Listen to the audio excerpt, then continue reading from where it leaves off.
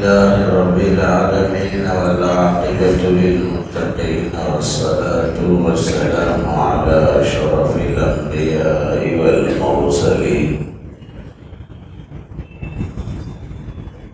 وعلى آله وصحبه أجمعين. أما بعد فأعوذ بالله من الشيطان الرجيم. بسم الله الرحمن الرحيم. وأقيموا الصلاة وآتوا الزكاة.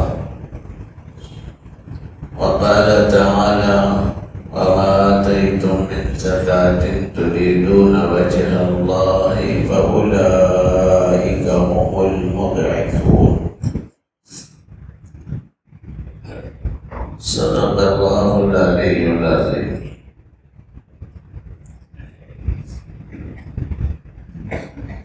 بزرگان محترم و برادران عزیز، آج آپ سے دو باتوں کے سلسلے میں وضاحت ہے. ایک تو زکوٰۃ کے متعلق اہم مسائل اور دوسرے موجودہ حالات میں مسلمان کیا کرے.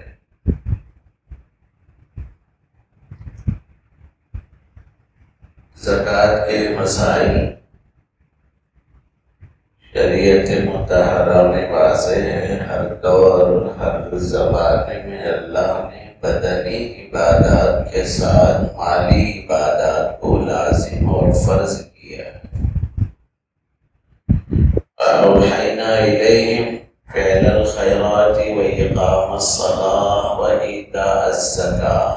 اللہ فرماتے ہیں ہم نے ہر دور میں ہر زمانے میں نبیوں کو یہ پیغام بھیجا ہے کہ وہ اپنی امت کو حکم دے کہ وہ مالوں کی زکوٰۃ ادا کرے. ہر دور میں زکوٰۃ کا یہ عمل جاری و ساری رہا ہے. عبادتیں دو طرح کی ہیں، ایک بدنی عبادت ہے، دوسرے مالی عبادت.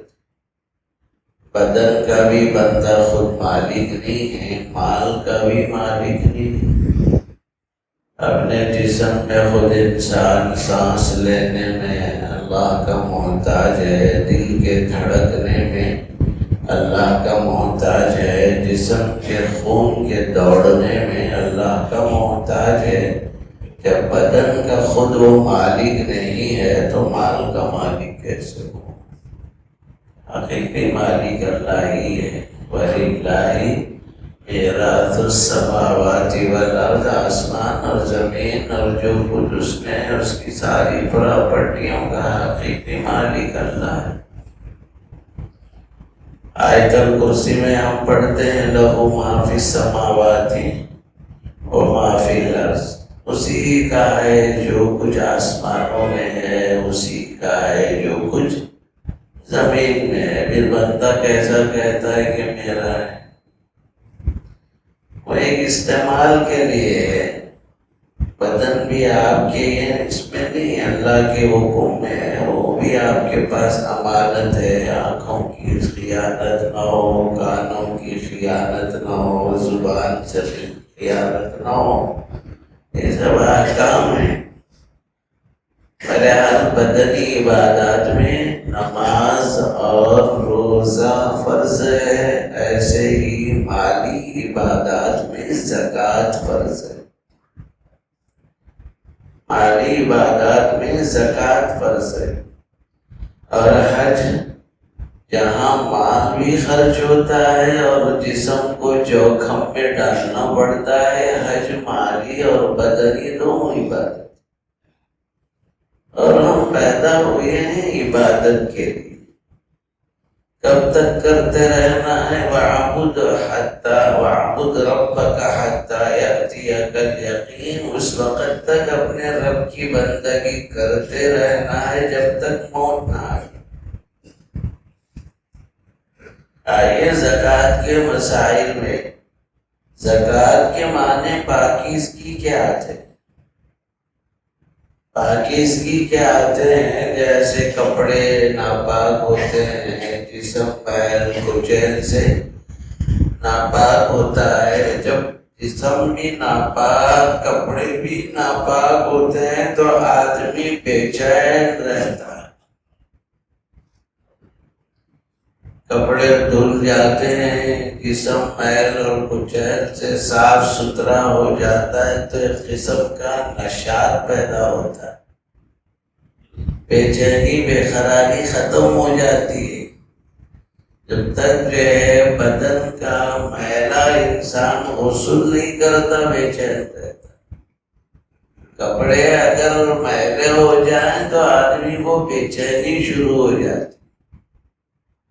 ایسے ہی اللہ تعالیٰ نے زکوٰۃ کو رکھا ہے کہ تمہارے مالوں کی بھی صفائی ہونا ضروری ہے، تمہارے مالوں کی پاکیزگی بھی ضروری ہے۔ جیسے کپڑے پاک ہونے پر خوشی ہوتی ہے، بدن کا میل پاک ہونے پر خوشی ہوتی ہے، ایسے ہی زکوٰۃ کی ادائیگی میں بھی بندے کو خوشی ہونا چاہیے، خوشی خوشی یہ کام کرنا چاہیے۔ الغرض زکوٰۃ کے سلسلے میں یہ جاننا ضروری ہے زکوٰۃ کن لوگوں پر فرض ہے، دوسرا یہ جاننا ضروری ہے کن مالوں پر زکوٰۃ فرض ہے، یہ جاننا ضروری ہے کب جو ہے فرض ہوتی ہے، اور یہ بھی جاننا ضروری ہے کن کن کو زکوٰۃ دینا چاہیے۔ یہ چار باتیں آپ یاد رکھیں گے تو انشاءاللہ زکوٰۃ کی ادائیگی آپ کے لیے آسان ہو جائے گی۔ پہلی چیز، شریعت نے زکوٰۃ کا وجوب عائد کیا ہے عاقل پر، بالغ پر، مسلمان پر، آزاد پر، اور شرط یہ ہے کہ وہ مال نصاب کا مالک ہو۔ یہ 5 باتیں ضروری ہیں ان لوگوں پر جو زکوٰۃ دینے والے ہیں۔ اس کا خلاصہ یہ ہے کہ زکوٰۃ اہلیت رکھنے والے پر لاگو ہوتی ہے، جو زکوٰۃ کی اہلیت نہیں رکھتا ہے اس پر زکوٰۃ لاگو نہیں ہوتی۔ مسلمان پر زکوٰۃ لاگو ہوتی ہے، کافر پر نہیں۔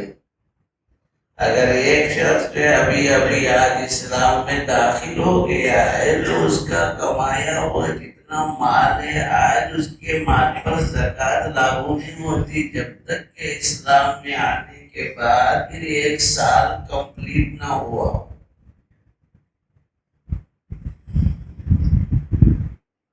زکوٰۃ لاگو ہوتی ہے عاقل پر، جو مجنون ہے، پاگل ہے، عقل سے پیدل ہے، اس پر زکوٰۃ کا حکم لاگو نہیں ہوتا۔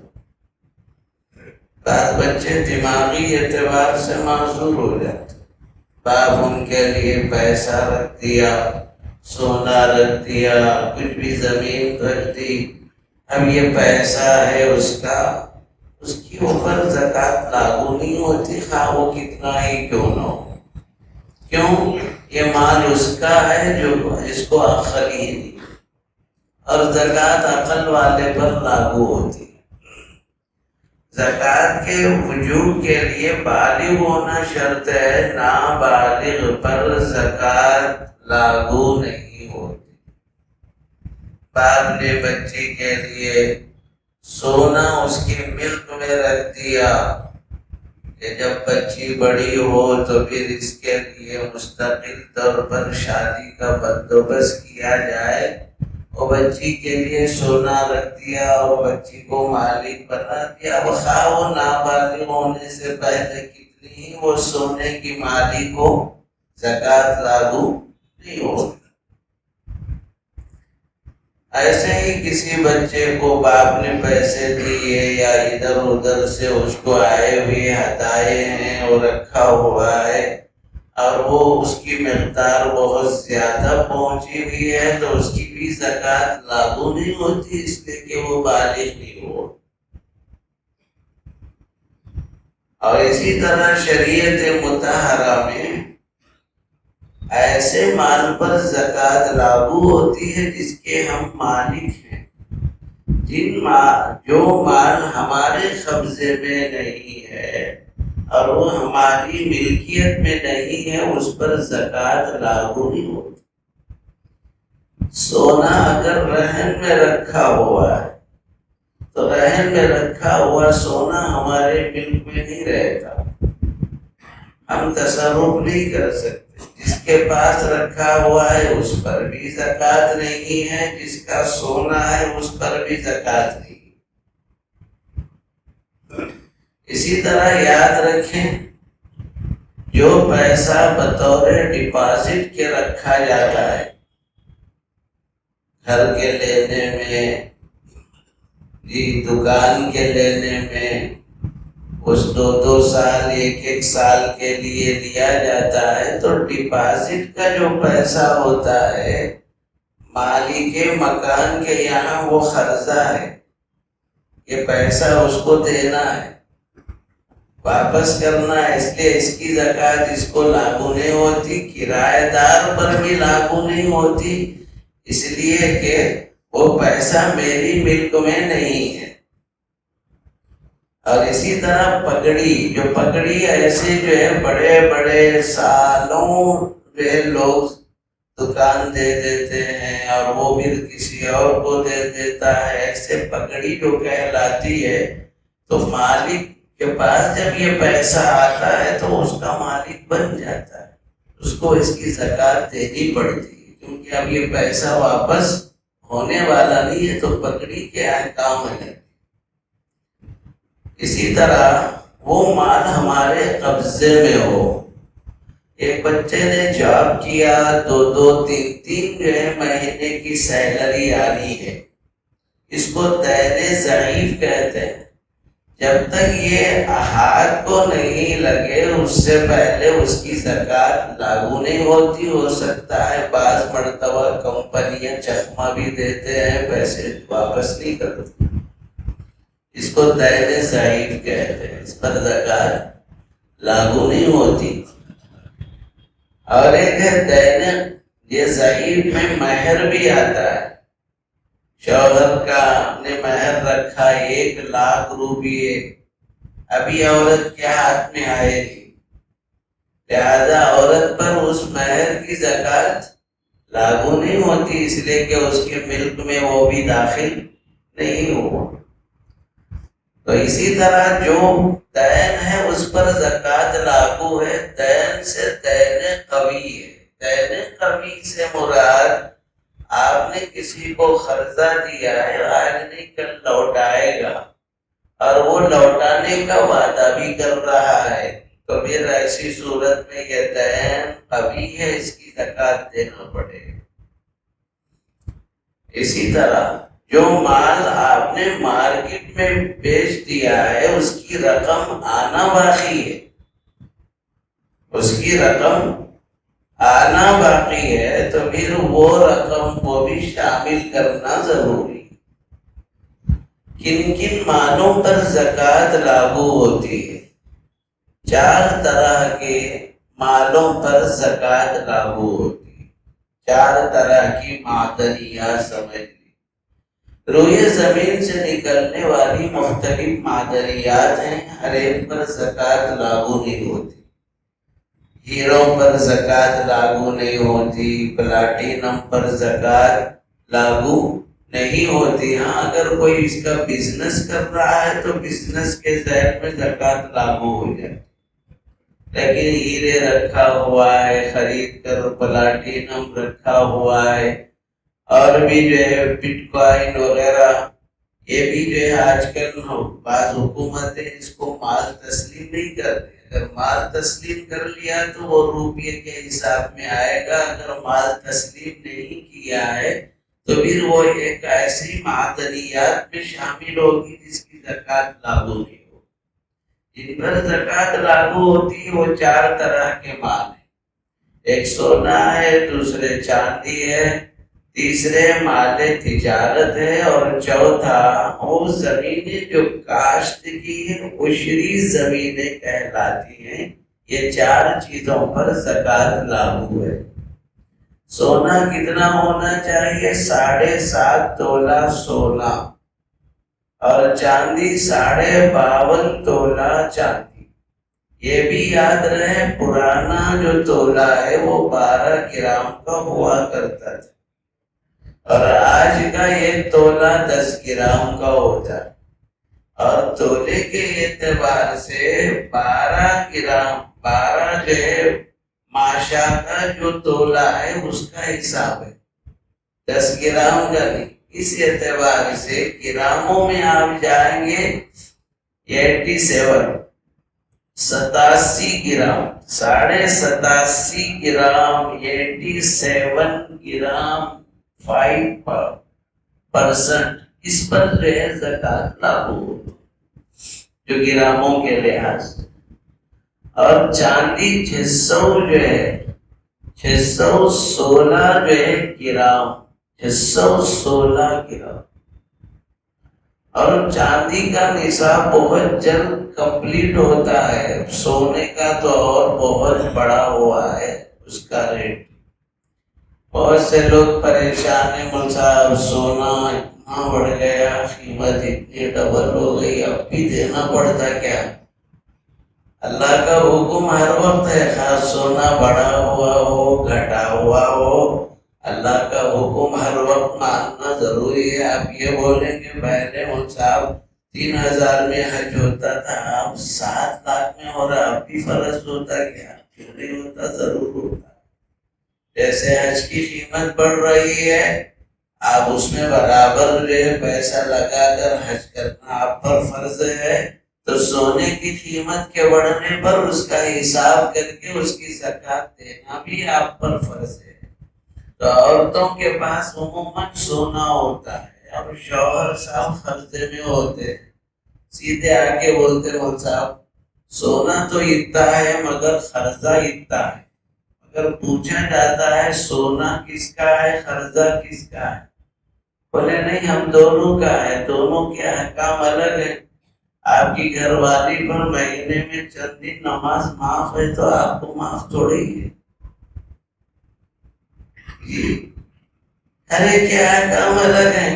جب سونے کے مالک عورت ہے تو اس کی زکوٰۃ دینا اس سونے پر فرض ہو گیا۔ قرضہ آپ کا ہے، قرضہ آپ رکھ رہے ہیں، سونے سے بنا کر رہے ہیں اس کو، ایسا ہرگز نہیں ہوگا۔ ہاں یہ ضرور ہے کہ مرد بھی کچھ سونا عورت کو ڈالا ہوا ہوتا ہے، اور عورت کو اپنے مائکے کا دیا ہوا سونا الگ ہوتا ہے۔ اگر مرد کا ڈالا ہوا سونا ہے تو مرد مالک ہے، اس کی زکوٰۃ مرد دے گا۔ لیکن مائکے سے ملا ہوا اگر کسی عورت کے پاس 40 تولے سونا ہے تو ظاہر بات ہے کہ اس کی زکوٰۃ اسی کو ادا کرنا ہے۔ اب وہ کہاں سے لائے گی؟ یہ سوال ہوتا ہے کہ بھائی اس کے پاس ہے سونا تو سونے ہی سے گراموں میں زکوٰۃ دے دو۔ 40 تولہ سونا ہے تو 1 تولہ سونا کسی غریب بچی کی شادی میں دے دو، زکوٰۃ ادا ہو جائے، اللہ نے اس میں برکت دے۔ اگر جو ہے آدھا تولے پر زکوٰۃ فرض ہو رہی تو آدھا تولہ دے دو، 100 تولے پر ہو رہی تو 100 تولہ دے دو۔ جس کی زکوٰۃ دیں گے انشاءاللہ اس میں برکت ہی برکت ہوگی۔ تو مال تجارت پر بھی زکوٰۃ لاگو ہے۔ مال تجارت کتنا ہونا چاہیے؟ کم از کم چاندی کی جو قیمت 52.5 تولہ ہے اس کی قیمت اس وقت 1,77,000 روپے ہے۔ گزشتہ سالوں میں 30,000 40,000 کی بات کہی جاتی تھی کہ جس کے پاس 30-40,000 ہوں تو اتنی مقدار ہے کہ اس سے 52.5 تولہ چاندی آتی ہے۔ اب چاندی کی قیمت بھی بڑھ گئی، 1,77,000 روپے سے 52.5 تولہ چاندی خریدی جا سکتی ہے۔ اور کسی کا بزنس اتنی مقدار کو پہنچا ہے تو اس کے اصل اور نفع دونوں پہ زکوٰۃ دینا ضروری ہے۔ اور کوئی 50,000 میں کھیل لے رہا، کوئی 1,00,000 میں کھیل لے رہا ہے کاروبار میں، تو اس کی زکوٰۃ لاگو نہیں ہوگی، کیونکہ اس کا بزنس 1,77,000 52.5 تولہ چاندی کی مقدار کو نہیں پہنچا ہے۔ یہ بھی یاد رہے زکوٰۃ کے لیے عشری زمینوں کے احکام الگ ہیں۔ جہاں پر کھیتی باڑی ہوتی ہو، بہت کچھ جو ہے چاول گیہوں اناج نکلتا ہو، اس کے احکام میں یہ ہے کہ عشر واجب ہے۔ 100 تھیلے اگر چاول نکل رہے ہیں تو 10 تھیلے زکوٰۃ دینا ضروری ہے، بشرطے کہ سارا پانی آسمانی برسات سے استفادہ کرتا ہو۔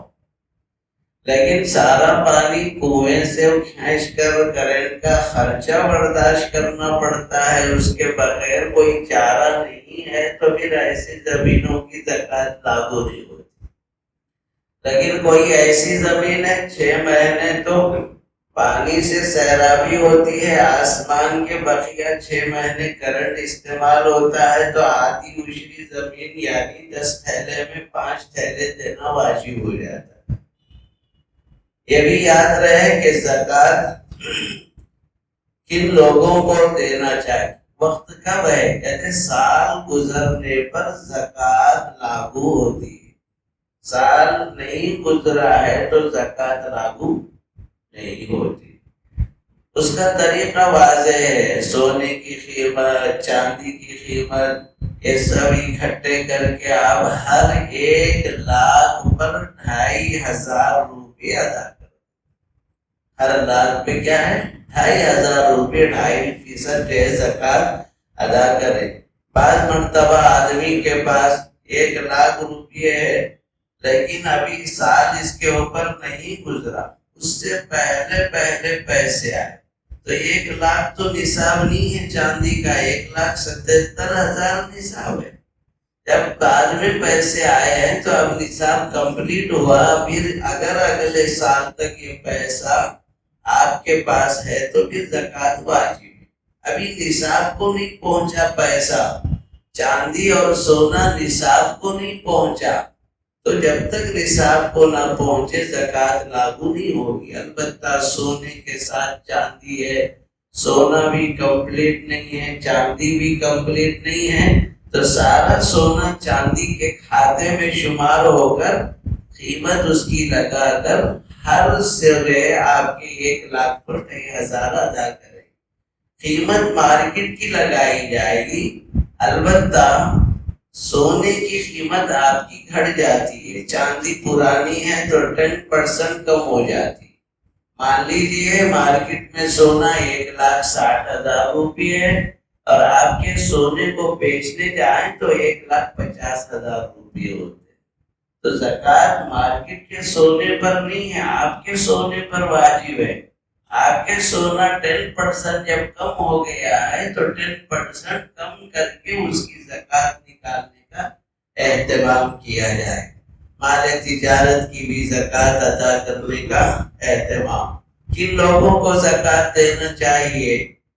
تو اس کے بارے میں یاد رکھیں، جن سے ہم پیدا ہوئے ان کو زکوٰۃ نہیں دی جائے گی، ماں کو نہیں دی جائے گی، باپ کو نہیں دی جا سکتی۔